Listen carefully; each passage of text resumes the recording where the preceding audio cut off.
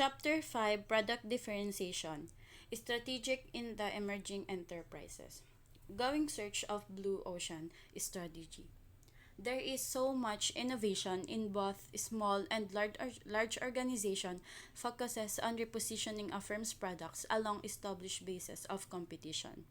While these efforts can, for a time, be a source of product differentiation, for reasons discussed in Chapter 3, they are usually not sustainable. Blue ocean strategy is the simultaneous pursuit of differentiation and low cost to open up a new market space and create new demand. It is about creating and capturing uncontested market space, thereby making the competition irrelevant. It is based on the view that market boundaries and industry structure are not a given and can be reconstructed by the action and beliefs of industry players. In blue oceans, competition is irrelevant because the rules of the games are waiting to be set. A blue ocean is an analogy to describe the wider, deeper potential to be found in an explored market space. It is vast, deep, and powerful in terms of profitable growth. For this reason, two scholars, Chan Kim and Rene Malburn, began studying firms that did not just reposition their products in well established competitive markets but instead transcended their competition to identify entirely new market. They called this market blue ocean because they are not crowded with competitors seeking to improve their positions but instead are empty of competitors and give firms the opportunity to grow quickly. For these authors, blue ocean emerged when the manager discovered that the only way to beat the competition is to stop trying to beat the competition. Example of companies that have created blue oceans include Cirque du Soleil, a firm that redefined what a circus was to become an international entertainment sensation. Casalo Wines, a firm whose Yellowtail brand made drinking wine a simple alternative to drinking beer. But these companies did not try to compete with established firms. They created a new competitive space where these firms were irrelevant.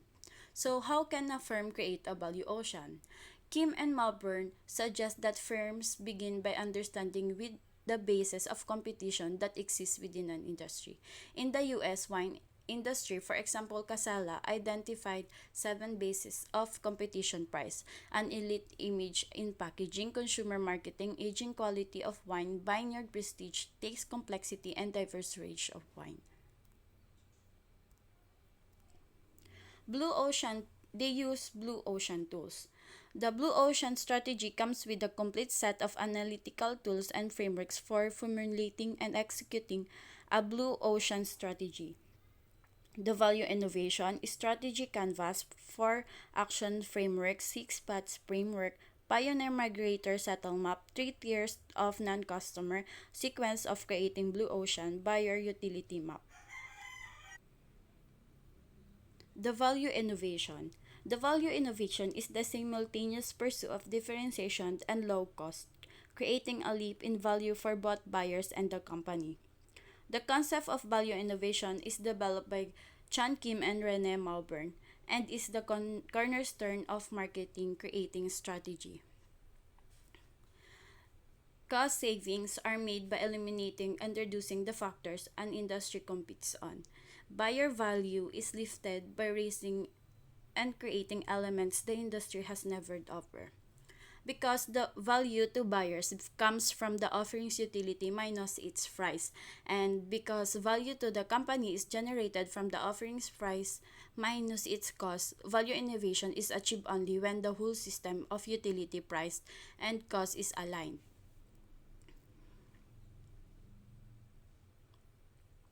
Break the value cost trade off by answering the following question: which of the factors that the industry takes for granted should be eliminated? Which factors should be reduced well below the industry standard? What factors should be raised well above the industry standard? What factors should be created that the industry has never offered? The strategy canvas. Strategy Canvas is a central diagnostic tool and an action framework that graphically captures, in one simple picture, the current strategic landscape and the future prospects for an organization. This is the concept of canvas. The horizontal axis on the strategy canvas captures the range of factors that an industry competes on and invests in, while the vertical axis captures the offering level that buyers receive across all of these key competing factors. A curve or strategic profile is the graphic depiction of a company related performance across its industry factors of competition. The strategic canvas allow your organization to see in one simple picture all the factors an industry competes on and invests in, what buyers receive, and what the strategic profiles of the major players are. It exposes just how similar the players' strategies look to buyers and reveals how they drive the industry toward the red ocean. Importantly, it creates a commonly owned baseline for change. The strategy canvas serves two purposes. It captures the current state of play in the known market space, which allows users to clearly see the factors that an industry competes on and invest in, what factors buyers receive, and what the strategic profiles of the major players are. It propels users to action by reorienting their focus from competitors to alternatives and from customers to non-customers of the industry, and allows you to visualize how a blue ocean strategic move breaks away from the existing red ocean reality. The four action frameworks is used to reconstruct buyer value elements in crafting a new value curve or strategic profile, to break the trade-off between differentiation and low cost and creating a new value curve.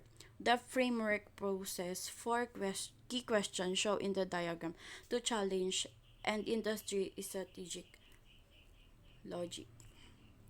The raise, create, eliminate, and reduce. Eliminate which factors that the industry has long compete on should be eliminated. Raise which factors should be raised well above the standard. Create which factors should be created that the industry has never offered. Reduce which factors should be reduced well below the industry standard. To make the trade-off between differentiation and low cost in creating a new value curve, the framework poses four key questions. The, the six paths framework. To win in the future, companies need to stop trying to beat the competition. The six paths framework developed by Chan Kim and Rene Malburn allows managers to address the search risk many companies struggle with. It enables them to successfully identify out of the haystack of possibilities that exist, commercially compelling blue oceans by reconstructing market boundaries. Head-to-head competition to blue ocean creation. In the in the industry, focus the head competition focuses on rivals within its industry, while blue ocean creation looks across alternative industry. In strategic group, head-to-head competition focuses on competitive position within strategic group, while blue ocean creation looks across strategic groups within industry. The buyer group head-to-head competition focuses on better serving the buyer group, while blue ocean creation redefines the industry buyer group. Scope of product or serving offering focuses on maximizing the value of product and service offerings within the bounds of its industry, while blue ocean looks across the complementary product and service offerings. Functional, emotional, and orientation focuses on improving the price performance within the functional, emotional orientation of its industry, while Blue Ocean Creation rethinks the functional, emotional orientation of its industry. When it comes to time, head-to-head competition focuses on adapting to external trends as they occur, while the Blue Ocean Creation participates in shaping external trends over time.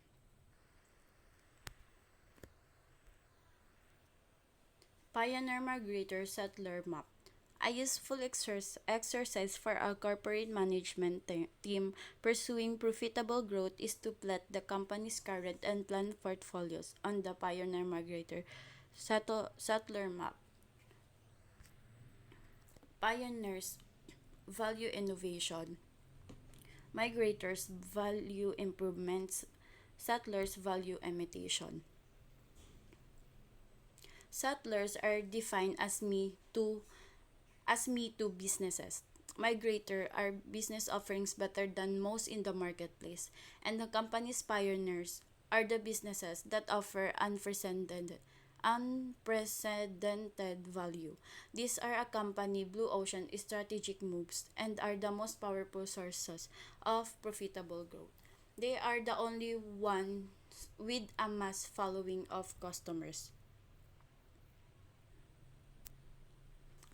Three tiers of non-customers. To grow their share of a market, companies strive to retain and expand their existing customer base. Customer of your industry, one soon to be non-customer who are on the edge of your market waiting to jump ship. Two, refusing non-customer who consciously choose against your market. Three, unexplored non-customers who are in markets distant from yours. The first tier of non-customer is closest to the current market, sitting just on the edge. They are buyers who minimally purchase an industry offering out of necessity but are mentally non-customer of the industry. The second tier of non-customer is people who refuse to use an industry offering. These are buyers who have seen the current offering as an option to fulfill their needs but have decided against participating. The third tier of non-customer is farthest from the market. They are non-customers who have never considered the market's offering option.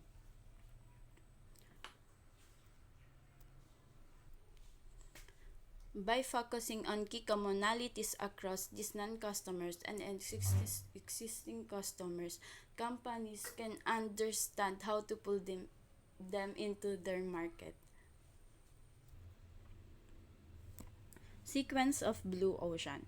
Companies need to build their Blue Ocean strategy in the sequence of buyer utility, price, cost, and adoption.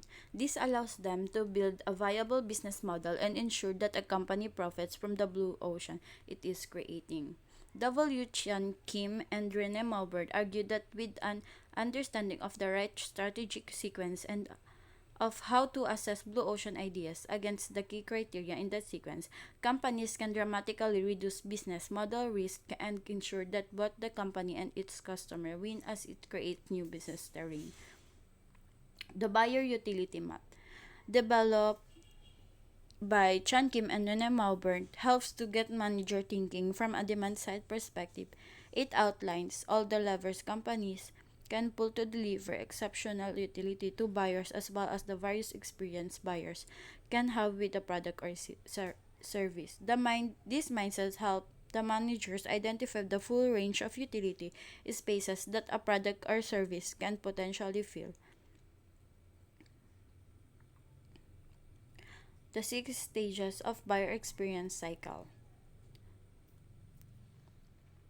Policy of experimentation. Firms can also facilitate the implementation of product differentiation strategy by adapting.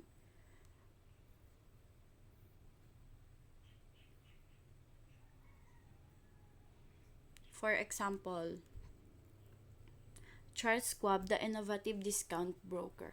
In the face of increased competition from full-service and internet-based brokerage firms, Squab engaged in a series of experiments to discover the next generation of products it could offer to its customer and the different ways it could differentiate those products.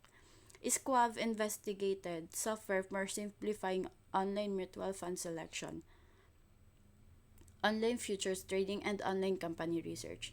It also formed an exploratory alliance with Goldman Sachs to evaluate the possibility of enabling Squab customer to trade in initial public offerings. Not all Squab's experiments led to the introduction of highly differentiated products. For example, based on some experimental investment, Schwab decided not to enter the credit card market.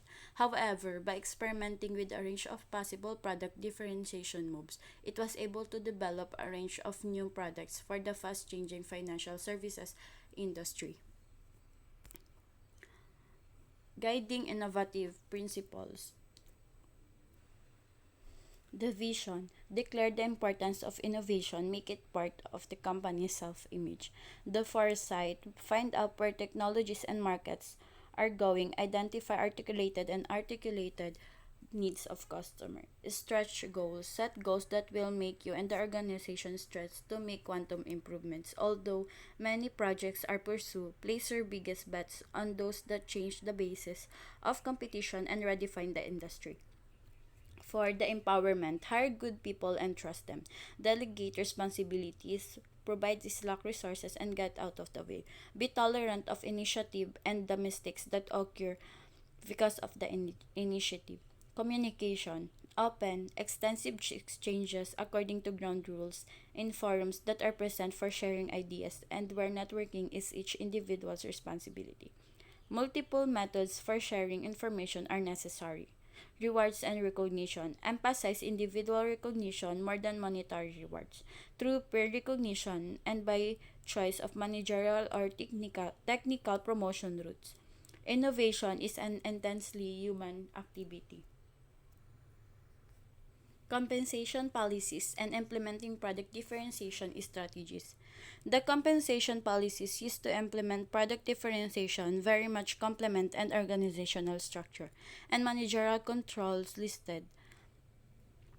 For example, a policy of experimentation has little impact on the ability of a firm to implement product differentiation strategies if every time an innovative experiment fails, individuals are punished for taking risk. Thus, compensation policies that reward risk taking and celebrate a creative flair to help to enable a firm to implement its product differentiation strategy. Can firms implement product differentiation and cost leadership simultaneously? The arguments developed in Chapter 4 and its in this chapter suggest that cost leadership and product differentiation business strategies under certain conditions can both create sustained competitive advantage. If answer is no, these strategies cannot be implemented simultaneously. A quick comparison of the organizational requirements for the successful implementation of cost leadership strategies and product differentiation strategies presented in Table 5.5 summarizes one perspective on the question of whether these strategies can be implemented. In this view, the organizational requirements of these strategies are essentially contradictory. Cost leadership requires the simple reporting relationship, whereas product differentiation requires cross-divisional or cross-functional linkage. Cost leadership requires intense labor supervision, whereas product differentiation requires less intense supervision of creative employees. If answer is yes, these strategies can be implemented simultaneously. More recent work contradicts assertion about being stuck in the middle. This work suggests that firms that are successful in both leadership and product differentiation can often expect to gain a sustained competitive advantage. This advantage reflects at least two processes.